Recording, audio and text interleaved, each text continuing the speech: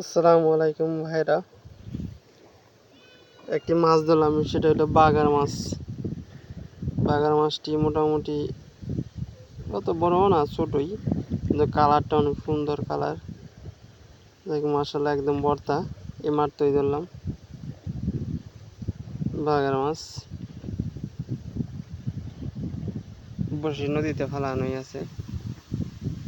তাই কি আলহামদুলিল্লাহ, আর ইনশাল্লাহ সময় আছে পাবো। 3টা রান দিছিল, 3টার মধ্যে একটাতে পাইলাম আর কি বাগার মাছটা। একদম ভর্তা, সেই